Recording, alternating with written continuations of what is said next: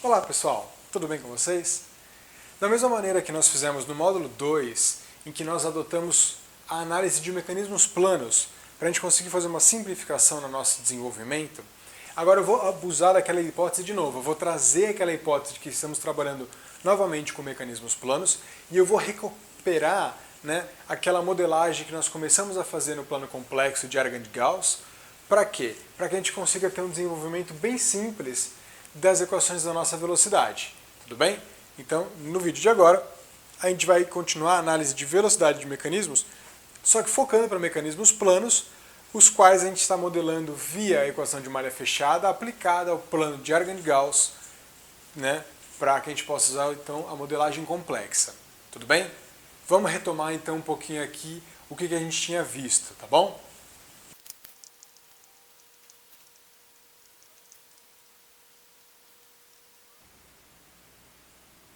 Então, de novo, nós vamos fazer uma análise de velocidade no plano complexo de Argand-Gauss para análise de mecanismos planos, tá bom? O que nós já havíamos visto no módulo anterior?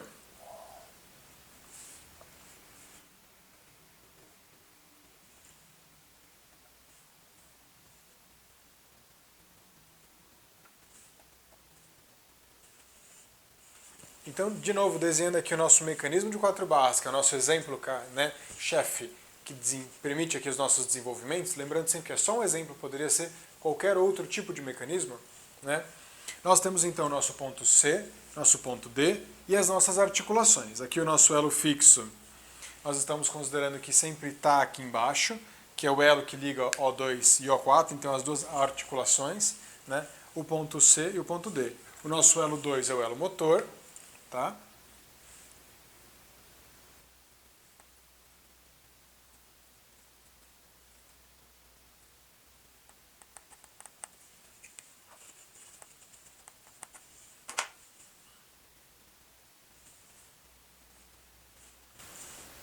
E aqui eu vou considerar que eu tenho nosso ângulo de entrada, θ2.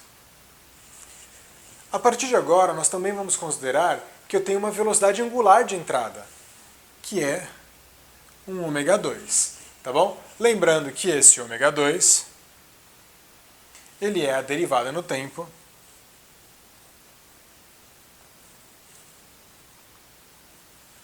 de θ2, tá bom?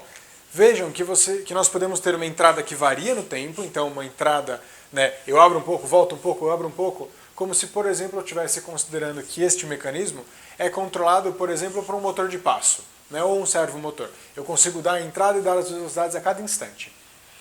Mas eu poderia considerar também que eu tenho como entrada um eixo que está rodando com uma velocidade constante. Nesse caso, eu vou ter um ômega, que vai ser associado também à frequência de rotação que nós chamamos. E para não deixar a oportunidade passar, é importante deixar claro que quando a gente fala em frequência, que são rotações por minuto, em geral nós usamos a nomenclatura, a unidade de Hertz, ou até rotações por minuto. Tá? Só que quando a gente está falando aqui de velocidade angular, ômega, nós estamos falando de velocidade angular, nós temos então que fazer a seguinte observação.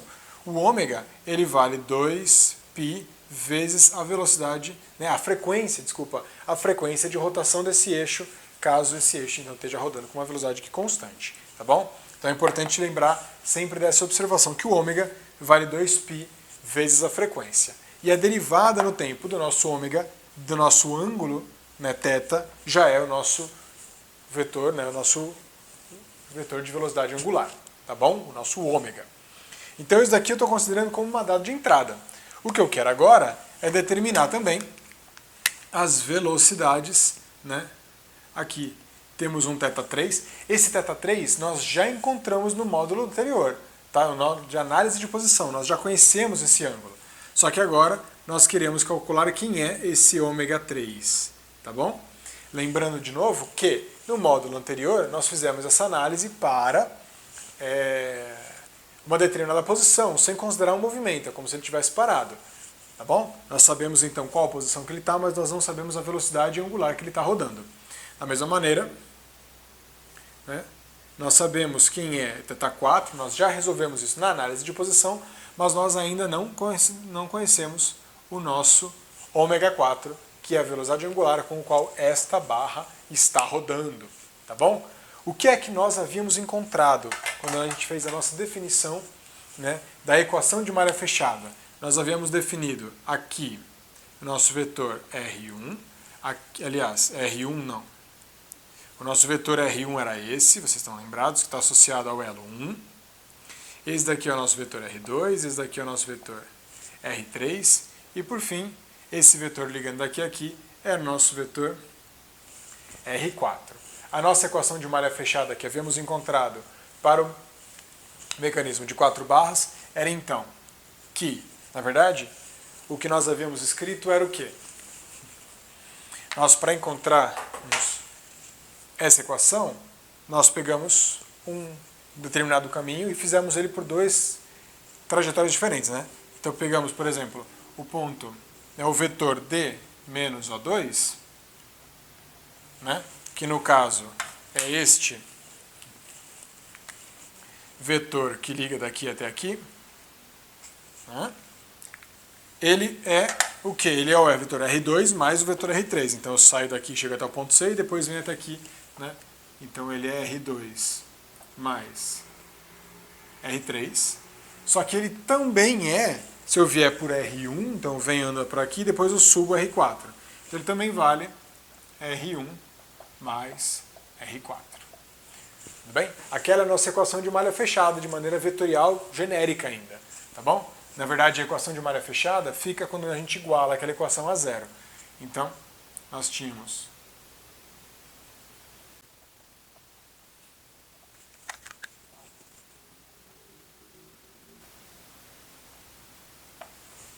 essa era a nossa equação de malha fechada. Só que o que nós tínhamos aqui era que a gente conseguia escrever, com base no plano de Argand-Gauss, né? Nós escrevemos o quê? Que R1 ele era L1, no caso, tá? Todos os vetores vão ser escritos como o seu módulo vezes o número de Euler elevado, né, a parte imaginária vezes o argumento dele, o ângulo, tá? Porque a gente vai escrever eles em função do ângulo de Euler, tá bom? Então aqui, de maneira genérica, né, um vetor era sempre um módulo vezes e θ, tá bom? Essa daqui era também a equação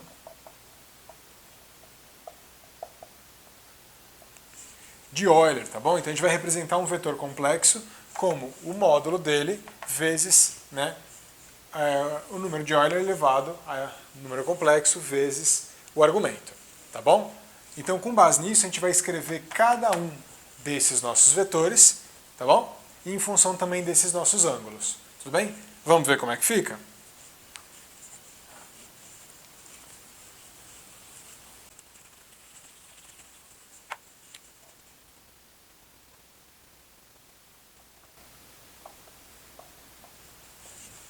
Então, de novo, esta era a nossa equação de malha fechada. Aqui, de novo, vamos considerar que os nossos elos eles têm os tamanhos, né? Então, o elo 2 ele tem tamanho L2, o elo 3 tem tamanho L3, o elo 4 tem tamanho L4 e o elo 1 aqui de baixo tem tamanho L1. Né? De novo, insistindo que nós já conhecemos a geometria do nosso mecanismo. Tá bom? Então, aqui nós vamos ter L2...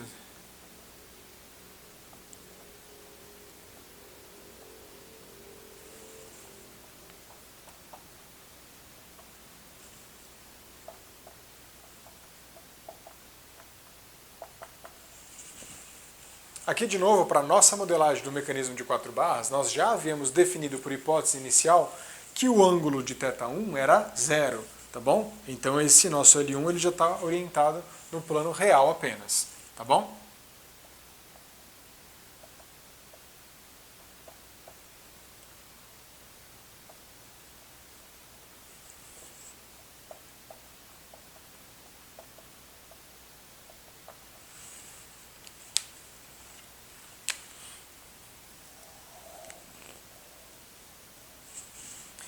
E esta, então, passa a ser a nossa nova equação que descreve, então, este nosso mecanismo.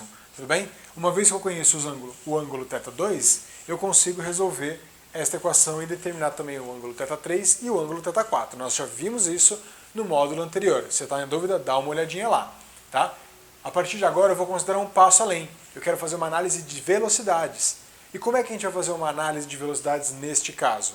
A gente vai pegar esta equação que representa esse nosso mecanismo e vamos derivá-la no tempo, tá bom? Uma vez que a gente derivar essa equação no tempo, vão começar a surgir também as velocidades angulares dos nossos mecanismos, dos nossos elos, tá bom? Então olha só, eu vou pegar isso aqui e vou deixar ele um pouco maior.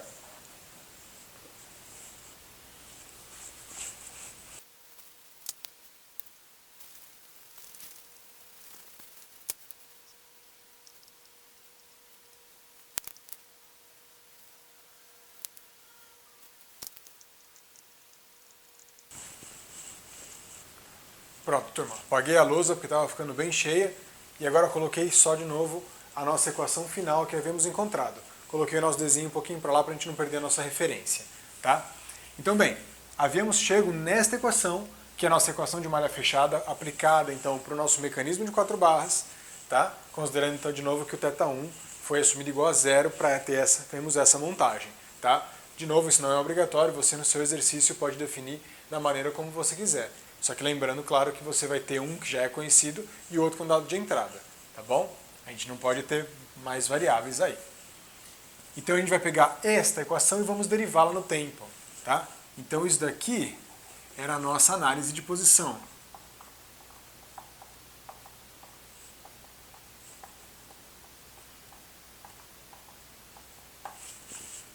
Nós já resolvemos esta equação lá no módulo passado. O que a gente vai fazer agora é derivarmos esta equação para que possamos fazer análise de velocidade no nosso plano complexo. Então, derivando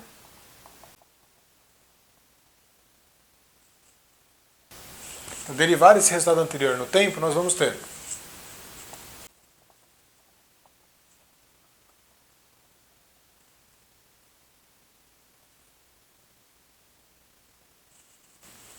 aqui, quando nós formos derivar cada um desses termos, temos que ter em mente que, de novo, para o nosso mecanismo de 4 barras, os tamanhos L1, L2, L3 e L4, eles são constantes, tá bom?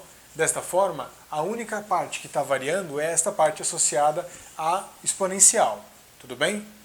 Vão existir alguns exemplos nos quais os tamanhos das barras eles mudam. Isso vai acontecer, por exemplo, quando você tiver ou dependendo da sua modelagem, pode ser que a estrutura inteira seja feita por componentes rígidos, mas você define um determinado elo como não um determinado elo, mas você define o seu vetor como duas posições, a relação entre duas posições, e essa relação está mudando, então nós poderíamos sim ter esse L1, ou L2, L3 variáveis no tempo. Tá? Não é o caso desse problema, mas não é obrigatório que esses números agora sejam fixos. Tá bom? De novo, está relacionado não que os nossos elementos estão mudando de tamanho, mas com a maneira como nós estamos definindo essas posições. Tá? Voltando aqui para o nosso mecanismo de 4 barras, nós temos então o mecanismo está montado aqui e eu estou considerando que todos os comprimentos são fixos. Dessa maneira nós vamos ter, quando eu fizer a derivada desta componente aqui, nós vamos ter que isso daqui vai derivar, então vai acontecer o quê? L2 vai manter constante, a derivada da exponencial, eu vou fazer o quê? Eu vou tombar esse argumento daqui, então eu vou pegar isso aqui, eu vou derivar essa parcela daqui, então eu vou manter ele e vou derivar essa parcela que está lá em cima. Então isso daqui vai ficar I vezes D dt de θ2, tá? E depois continua a própria função exponencial, tá bom? Vezes I θ2. Tudo bem? Vocês estão lembrados, que é o caso da exponencial é a derivada, de uma exponencial, tá bom? Então aqui a gente vai continuar.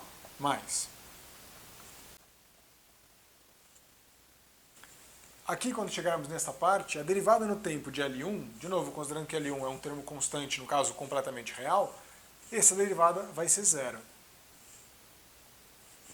Então a gente não vai nem colocar lá aqui embaixo, menos, aí agora eu vou ter essa componente.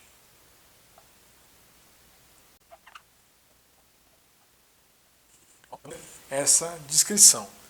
Aqui, vamos lembrar, a gente pode substituir, para ficar um pouco mais fácil a nossa anotação. Essa derivada no tempo de θ2 é justamente o que nós consideramos como sendo o nosso ômega 2. Da mesma maneira, aqui nós temos ômega 3 e aqui nós vamos ter o ômega 4. Tudo bem? Esta equação, ela também contém duas direções. Ela contém a parte real e ela contém a parte imaginária dela. Tudo bem? Vamos desenvolver um pouco mais. O que vai acontecer? Só vou escrever ela aqui mais uma vez, vai ficar.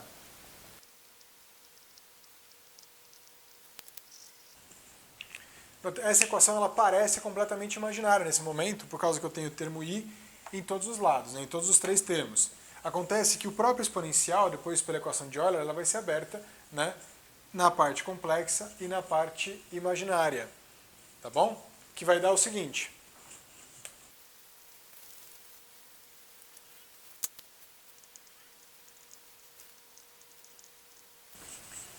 Então, olha só, turma.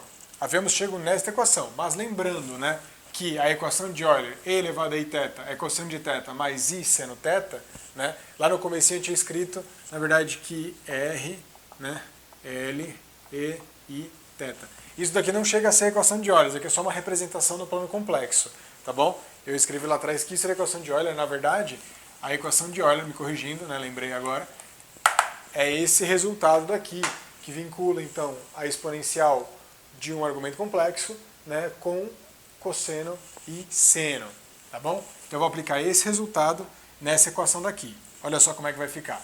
A gente vai ter... Então aqui, olha só, turma, nós vamos ter i que multiplica a parte complexa. Então o cosseno, que estava real, vai ficar complexo, e a parte de complexo, que é i seno, vai ficar o i vezes i de novo, vamos ter i quadrado, então vai ficar menos o seno, tá bom? Então isso aqui vai ficar L2, ômega 2,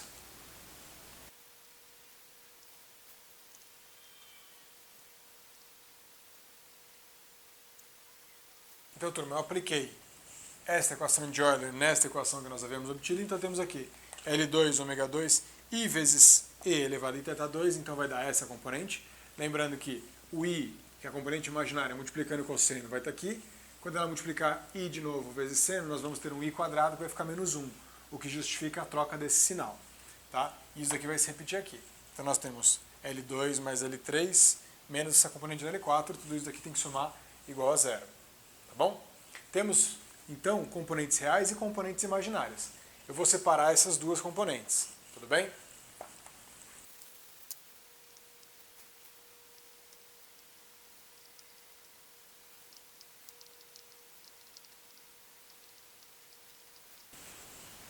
Olha só, turma, chegamos nestas duas equações aqui de baixo. Vejamos que aqui nós temos, né, uma série de termos, mas a gente tem que lembrar sempre, então, essa primeira equação, ela veio da parte real desta equação aqui de cima, tá? Então tudo isso daqui é uma equação só. Né? Isso aqui é uma equação só. Ela tem parte real e parte imaginária. Eu separei a parte real que está aqui e eu separei a parte imaginária dela daqui. Tá bom? A gente tem que ter em mente o que a gente quer descobrir nessa equação. Aqui, olha só, L2 eu conheço, o ômega 2 é dado de entrada. Nós consideramos que o ômega 2 é conhecido, é velocidade de entrada, é a velocidade do elo de entrada. Tá? Então isso aqui é conhecido. E como nós conhecemos a posição do elo de entrada, o θ2, o seno também está resolvido. Então tudo isso daqui é conhecido. Tá? Não tem variável aqui. L3 é conhecido, agora o ômega 3 é uma incógnita. O seno de θ3. Bem, como eu falei para vocês, a análise de velocidades ela vem depois da análise de posição. Ela não é feita de forma simultânea. Por quê? Porque na análise de posição, o θ3 ele era a nossa incógnita. Nós não conhecíamos a posição do ângulo, né, a posição do elo, nós não sabíamos qual era o valor desse ângulo. Mas agora nós já sabemos, nós já fizemos análise de posição, e então esse seno de θ3 para nós é uma informação. Já nós sabemos quanto vale o seno de θ3. O mesmo se aplica ao θ4. O seno de θ4 para nós é uma informação conhecida. Resta como incógnita apenas este valor. Da mesma maneira, nós sabemos quem é L2, ômega 2 e o cosseno de θ2. Tudo isso é conhecido. Né? As nossas incógnitas aqui, de novo, são θ3, o ômega 3 e o ômega 4. Tá? Para a gente resolver esse problema, a gente pode isolar, pegar esses dois termos que são constantes, levar para o nosso lado direito, né, e isolarmos isso daqui para a gente conseguir montar uma equação matricial que é simplesmente resolvida, né, em qualquer análise que a gente for fazer depois. Tá? tá bom? Vamos montar então a nossa equação matricial para a gente conseguir calcular quem é o ômega 3 e quem é o ômega 4? Vamos lá?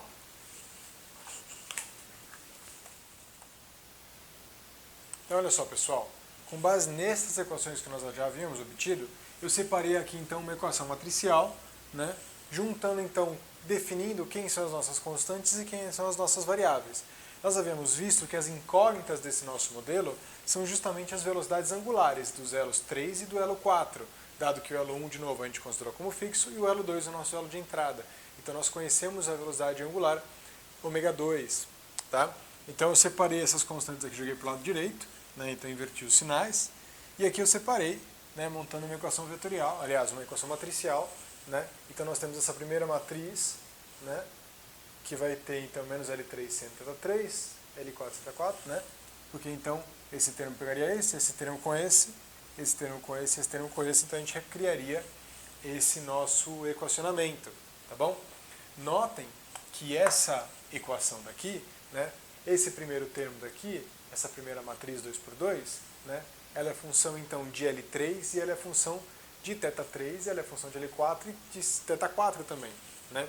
Como nós já vimos no módulo de análise de posição, para cada posição do ângulo de entrada θ2, nós vamos ter uma posição de saída θ3 e θ4, certo? Então, esta nossa análise vale ponto a ponto. Então, a cada instante, essa nossa matriz aqui, se a gente chamasse isso daqui, essa matriz 2 por 2, se fosse uma matriz a cada instante, esta matriz A teria que ser recalculada e também essa matriz C, aqui no caso de um AX, né, igual a C. Então, essa matriz aqui também, ela também seria, nós teríamos que calculá-la, pois o θ2 também vai mudar a cada instante, tá bom?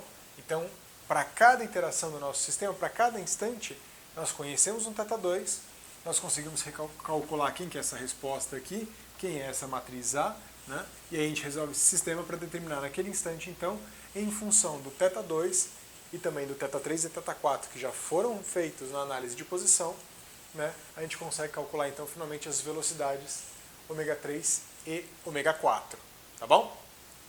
Dessa maneira, então, a gente fecha essa análise, né? Então a gente consegue, com esse resultado, calcular quem é o ômega 3 e quem é o ômega 4, tá bom? Se a gente retoma, então, a nossa equação de Poisson, que nós já... Se nós retomarmos, então, a nossa equação de Poisson, na qual velocidade de um ponto, né? Então, um VB vai ser igual a 1VA mais ômega, produto vetorial, menos A. Então, uma vez que agora nós conhecemos as velocidades dos nossos pontos, nós conhecemos, por exemplo, a velocidade do ponto C, né? Nós conseguimos, e também depois nós conhecemos as velocidades, né? Por exemplo, com base no nosso mecanismo de 4 barras que está ali no nosso cantinho, nós poderíamos escrever, por exemplo, que a velocidade de um ponto B qualquer, ela vai ser, né, aqui, isso pensando no nosso elo seguidor, no caso, que é aliás, o acoplador, perdão, o nosso elo 3, que é o elo mais complicado aqui, que desenvolve um movimento complexo, né? Nós poderíamos pensar, por exemplo, que a velocidade de um ponto qualquer daquele elo, né, vai ser, então, um VB posicionado em alguma região daquele elo 3, ele vai ser um VC, e aqui em vez do ponto A, né, aqui esse genérico, eu vou colocar aqui então B menos C.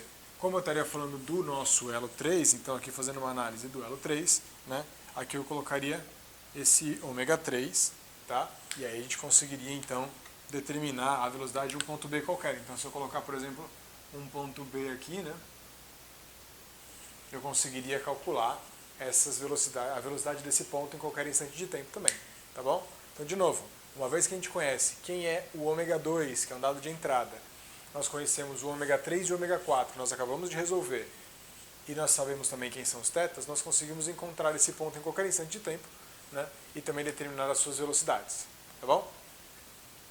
Bem, turma, com isso a gente encerra o nosso módulo de velocidades, a gente vai deixar aqui alguns exercícios também, mas nós já temos então o que é necessário para podermos seguir para o módulo final dessa parte de cinemática, que é o módulo de aceleração, tá bom? A gente vai ver no próximo módulo então como é que a gente vai calcular a aceleração e vamos seguir o mesmo ritual que temos feito. Vamos fazer primeiro uma análise vetorial e depois a gente simplifica e traz para o caso particular de mecanismos planos, tá bom? Mas isso fica para o módulo que vem. Agora, por enquanto, vamos treinar isso aqui com alguns exercícios, tá bom? Vejo vocês lá.